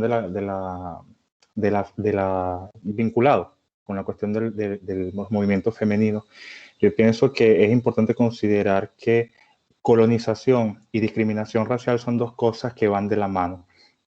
Y por eso muchas veces el mismo Estado visibiliza a aquellos actores sociales y aquellas élites racialmente privilegiadas que quedan dentro de los estratos superiores, y termina silenciando y ocultando las luchas, el sufrimiento y la dominación y la opresión de los actores que quedarían por debajo de esa estratificación. Y es lo que pasa muchas veces. El feminismo europeo generalmente es más visualizado y tiene más connotaciones, pero se deja por fuera que existe una interseccionalidad que hace más compleja muchas veces la existencia de mujeres cuando estas son pobres, cuando son negras, cuando son indias, cuando tienen una orientación sexual no heterosexual, en fin. Y yo pienso que muchas veces nosotros estamos muy influenciados por un conjunto de dispositivos que mantienen la colonización del ser, de epistemologías que son eurocentradas y que muchas veces no tenemos la capacidad de darnos cuenta hasta qué punto nosotros estamos reproduciendo esos mismos patrones que nos han sido instalados y que nos siguen siendo instalados por diferentes medios, hasta incluyendo los medios de comunicación de masa. Yo quería también, y espero no estarme alargando mucho, dar un refuerzo a lo que decía Atahualpa. La oportunidad que tiene Chile, yo soy venezolano, y yo veo con mucho entusiasmo la oportunidad que tienen de institucionalizar, como decía la profesora anteriormente, una cosmopolítica, un espacio que realmente permita que los diferentes actores del país se encuentren y construyan un verdadero espacio de representación política donde no se siga ocultando las comunidades indígenas, los afrodescendientes, en fin. ¿Qué es lo que ha pasado, por ejemplo, cuando hablamos del caso de Venezuela? Venezuela consiguió, el movimiento social, el movimiento popular consiguió a través del expresidente Chávez un camino hacia una nueva constitución que fuese más amplia, que fuese más representativa de las necesidades de la población. Sin embargo, fue un esfuerzo que se perdió en cuanto no el Estado, sino quienes configuran el Estado mantuvieron la misma lógica colonial, la misma lógica que oculta a los indígenas, la misma colonización de la naturaleza, la misma colonización del ser, y se construyó entonces una nueva élite que mantiene esa colonización interna, esas relaciones desiguales. Y yo pienso que es muy importante que se tenga pues claridad de ese llamado que nosotros, quienes intentamos una vez estructurar un camino diferente a través de una alternativa, fracasamos en el camino y perdimos las oportunidades, y lo que tenemos de frente es el retorno posible de la derecha o de la ultraderecha. Es eso principalmente lo que quería plantearle. Gracias por la oportunidad. Gracias, Guillermo. Gracias, Guillermo. Andrés, tienes la palabra si quieres responder algo de lo que se ha comentado. Sí, no, agradezco la pregunta. Bueno, la Francisca respondió en buena parte de lo que preguntaba la compañera, sí. La disputa por el Estado no disputa en el Estado, sobre todo en Chile. Chile, un país tan neoliberal, tan privatizado, mercantilizado, que ya hablar de Estado en Chile ya implica como crítica. Pero claro, yo creo que, como dice la Francisca, considero plenamente que los cambios reales están por fuera de la institucionalidad. Bueno, si estamos como estamos, si hubo plebiscito, si estamos en esta convención constitucional, no es porque el Estado o porque los partidos neoliberales o la clase política quiso hacer cambios, o sea, fue obligada a hacer cambios justamente por las manifestaciones, por la lucha, por la organización, fue gracias a eso. Finalmente el Estado es un resultado de esta movilización profunda entre movimientos sociales. Yo creo que ahí claramente las grandes transformaciones no se dan en el Estado, se dan por fuera del Estado. El tema es que el Estado no se puede descuidar nunca el Estado. Jamás se puede dejar el Estado, porque es mucho peor finalmente, porque el Estado finalmente tiene el que tiene el poder de la arma, tiene el poder del dinero. Entonces el Estado obviamente tiene que ser un campo de disputa, pero no como pensado como la izquierda tradicional, de tomarse el Estado, como pensó el leninismo, bueno, el marxismo en general, y vimos los resultados, están a la vista históricamente. Bueno, y el pensamiento anarquista fue súper crítico con respecto a eso, no se tomó mucho en consideración, y terminamos en el stalinismo. Pues. Y yo siento que muchos de los progresismos latinoamericanos, como comentaba justamente el compañero de Venezuela, yo creo que son casos que siguen reproduciendo mucha lógica estadocéntrica, autoritaria, machista. O sea, Rafael Correa es un machista completo. Si uno revisa sus declaraciones, es completamente machista. Y él representaba como justamente este giro progresista. Pero también hay que dejar de usar algunas palabras. La idea de progresismo, mismo de izquierda. ¿Tiene sentido seguir hablando de izquierda? Si al final la idea de izquierda-derecha es una dicotomía colonial. Así como puede ser cultura y naturaleza, puede ser mente y cuerpo. Siento que son dicotomías que no vale la pena seguir usando y reproduciendo, y que finalmente hay que dejarla nomás toda esta dicotomía. Y las ciencias sociales tienen mucha responsabilidad también. Ya plantearle esta idea de ciencias sociales, ciencias naturales, es una dicotomía ridícula finalmente y antropocéntrica. Yo creo que el desafío obviamente está dentro del Estado y por fuera del Estado y también contra el Estado, como dije, el movimiento de los pobladores en lucha, que lo plantea con el Estado, por fuera del Estado y contra el Estado. Yo creo que son distintas estrategias, pero tienen que verse de manera conjunta. No basta con solamente construir desde las bases, desde las comunidades y hacer pequeñas autarquías, porque el Estado finalmente el que tiene el monopolio de las armas, el que tiene el monopolio de la fuerza, el monopolio del dinero. Entonces yo creo que el Estado no se puede descuidar nunca, estratégicamente, y menos en Chile. Pero yo siento que lo que pasa con el Estado en Chile en este momento, esta duda y esta crítica a la clase política, a los partidos políticos, responde justamente a por fuera de la institucionalidad, a la organización que se fue acumulando y se fue articulando. Pero yo creo que obviamente lo que pasa en Chile de aquí, uno está muy esperanzado, obviamente, pero nunca hay que descuidar. Y la discusión sobre la izquierda en Chile, yo siento que no está tan como en otros países, como plantea el compañero venezolano, en Ecuador, porque ellos han vivido justamente esta izquierda estadocéntrica y extractivista. Pues entonces, como en Chile se ve como no se entiende mucho todavía lo que pasó en Venezuela, en Ecuador y en Bolivia, sobre todo los partidos políticos, sea Partido Comunista, Frente Amplio, distintos partidos de izquierda, no entienden todavía y siguen apelando a una idea, a un Estado muy autoritario, que reproduce el machismo también y Estado céntrico, donde una partidocracia que finalmente es el que controla el Estado, y que los socialismos reales, el progresismo, reproducieron esas lógicas nefastas. Yo creo que la discusión de la izquierda en Chile es muy importante y sí vale la pena seguir hablando de izquierdas.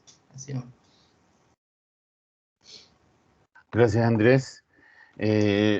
Comparto dos reflexiones cortas, a ver si se animan en la última vuelta, escuchando todo lo que hemos escuchado. Vuelvo a esto que señalaba Francisca también, que lo digo mucho en las clases con algunos de los alumnos que están acá, nuestra condición de mestizos, ¿no? Y que desde esa pluralidad mestiza hemos construido nuestra identidad colectiva.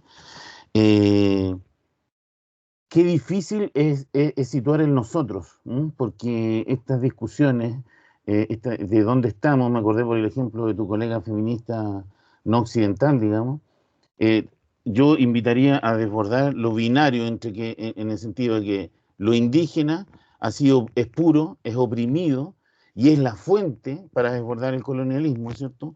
Versus casi todo lo demás o el eurocentrismo. Creo que hay muchos matices.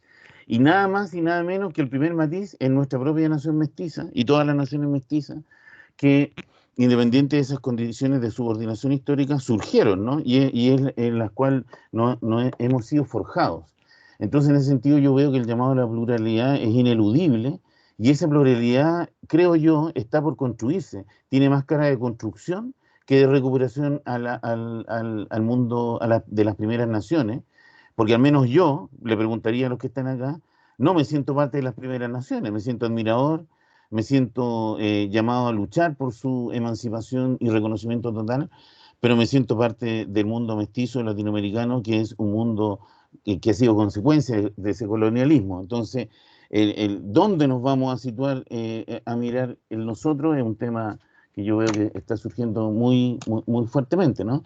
Y otra reflexión asociada a esto, por lo tanto, ¿dónde están las urgencias? Vuelvo a insistir, porque es fácil decirlo en clases, ¿no? El nacionalismo no nos ha dado mucho, incluso nos confunde con la homogeneidad, y más encima en las ciencias sociales nos hace homologar el Estado de la Nación y creer que en estos vaivenes de quien controla el Ejecutivo, la sociedad se juega completamente, ¿no? Olvidando la complejidad de los procesos, la larga duración de los procesos y la interdependencia, que la interdependencia como contracara de la autonomía es un fenómeno global que trascienda las relaciones centro-periferia. Lo comparto no como pregunta, sino que como complejidades que veo en las reflexiones de todos ustedes, que se les agradezco. Damos la última vuelta, estimados estudiantes, invitados, sobre todo para Andrés y Francisca, si tienen alguna inquietud, es el momento de escucharlo, y si no, Andrés y Francisca les damos la palabra por última vez para compartir sus reflexiones finales. Francisca, si quieres decir algo para despedirte. Bueno, muchas gracias, muy agradecida hacer acá un reconocimiento a mi querido Andrés Kogan, que ha sido una gran contribución, sus obras en general. Además, Andrés tiene una gracia, porque por una parte una contribución a la reflexión y por otra parte una contribución a la visibilización de las otras reflexiones. Andrés piensa y nos visibiliza, que es súper importante en un campo que somos fuertemente invisibilizadas y invisibilizados. Y este proceso convencional, constituyente, lo dejó muy en claro, pero a pesar de eso se logró. A pesar de toda la negación absoluta de los medios de comunicación masivos, se logró exaltar un gran torniquete de algunos territorios, en otros no. En mi caso fui candidata al distrito 10, un distrito muy complejo que lo sabíamos, pero por lo menos logramos posicionar ciertos temas, hablar de derecho a la naturaleza, hablar de gestión comunitaria de las aguas, hablar de feminismo territorial, hablar de todos esos elementos que es absolutamente desconocidos para algunos sectores y que para nosotras y nosotros ya fue un elemento, una ganada, por llamarla de alguna forma, del debate y que genera un insumo para las y los compañeros que quedaron en el proceso. Quizá una de las cosas importantes es lo que tú mismo señalaste, esta necesidad urgente de descolonizar el mestizaje. Y por suerte hay esa posibilidad. Quizá el único énfasis que si bien yo no me reconozco de las primeras naciones, sí me reconozco andina, por ejemplo, andina por el habitar en la cordillera de los Andes, andina porque hemos tratado con una serie de colectividades, tanto aymara y quechua como gente que no lo somos, de recrear un calendario, ciclos andinos en las festividades, y ahí hay un reconocimiento de esas memorias, vuelvo a insistir, con esas tensiones. Y Silvia Rivera Cusicanqui nos invita con una categoría tan potente como los chejes.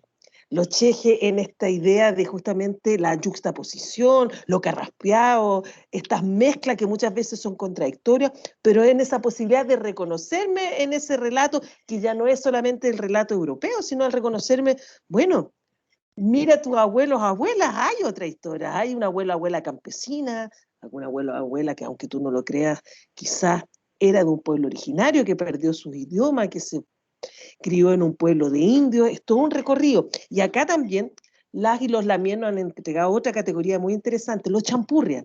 Los champurria como esa posibilidad de mezcla, que muchas veces no es esa mezcla que uno cree que es la mezcla y sincretismo. Muchas veces una mezcla como justaposición, una mezcla que tiene jerarquía o no, una mezcla con contradicciones permanentes. O sea, es interesante cuando hablamos de descolonizar el mestizaje, es ver todo ese horizonte de posibilidades. Y esa descolonización también es recorrer otras trayectorias, también culturales, no solo vivenciales. Por ejemplo, lo afro como presente en lo que podríamos llamar Chile, que también es complejo, desde nuestro lenguaje, desde la música, desde la comida. Yo siempre cuento, la sandía, soy muy fanática de la sandía, es una fruta que se trae para alimentar a personas en situación de esclavitud en el Valle Central.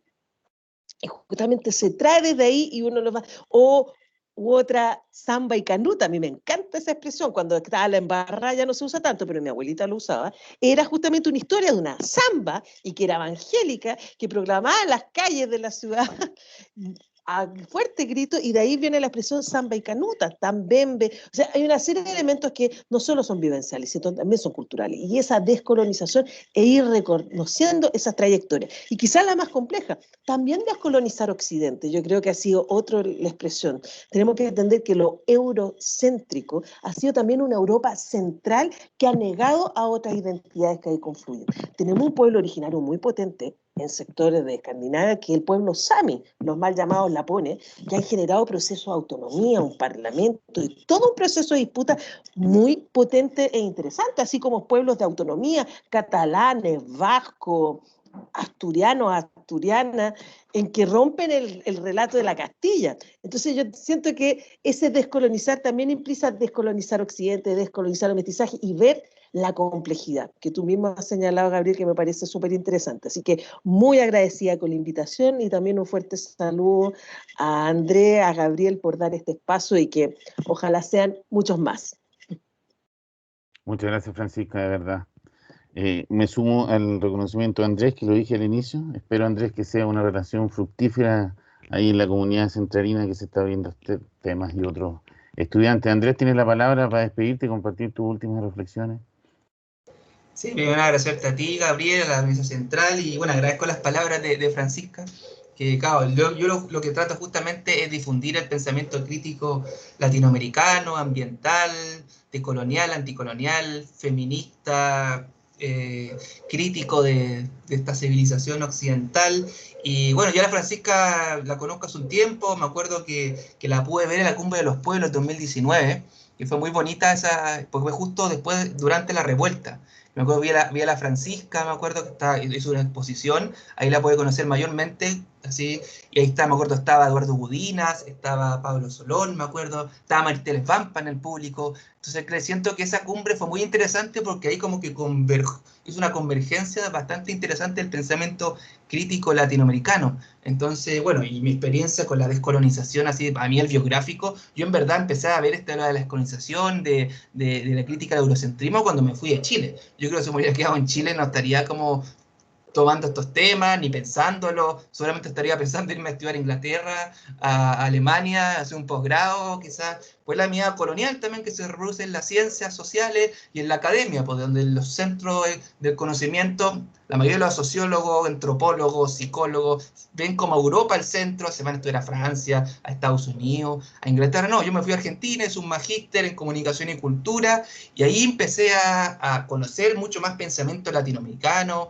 crítico. Ahí conocí a Maristeles Vampa, ahí conocí a Horacio Machado, ahí conocí a Enrique Dussel, conocí a Daniel Quijano, y conocí a muchas personas, Silvia Herrera Cusicanqui. Pues fue gracias a esa experiencia de irme del país, finalmente, que pude tener esta mirada como que me abrió un poco el mundo, finalmente. Si mi mundo al final era muy pequeño, era un mundo occidentalizado, colonial, donde mi futuro era como irme a un centro, ganarme una beca, irme a Europa a estudiar y poco menos que blanquearme epistémicamente, al final es como eso, para venir a enseñar acá, o quedarme allá, pero gracias a mi opción de irme a estudiar a Argentina, siento que me vinculé mucho con el pensamiento crítico y crítico también del kirchnerismo también, que tengo la experiencia del kirchnerismo también, que es otro tema para discutirlo también, que también, si bien hizo algunas transformaciones, reprodujo mucho el extractivismo, obviamente, qué pasa con la soya en Argentina, el monocultivo, la megaminería. Bueno, mi vínculo al final con estas miradas de coloniales, anticoloniales,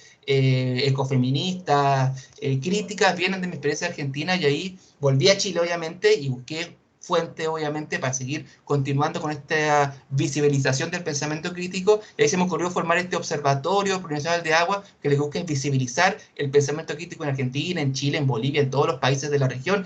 Y mientras más busco, más encuentro. Entonces siento que hay mucho pensamiento crítico que lamentablemente a nivel formal, en los currículum, en las mallas de las ciencias sociales, sociología, antropología, para qué decir filosofía, es bastante escaso y pobre, y finalmente los latinoamericanos que leemos en la Universidad Chilena son comentaristas de los autores europeos.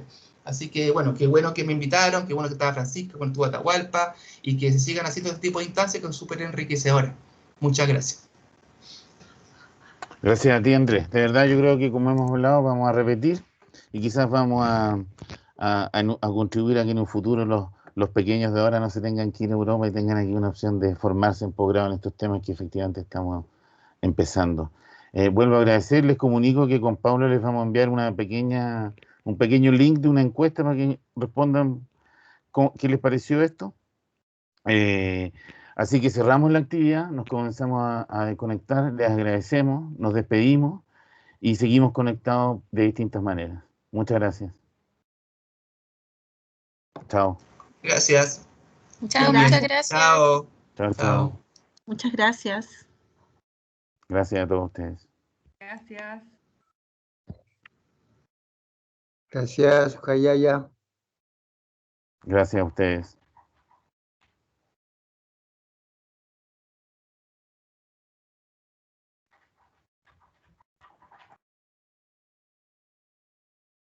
Gracias por la charla, que estén bien. Hasta luego. Gracias a ustedes.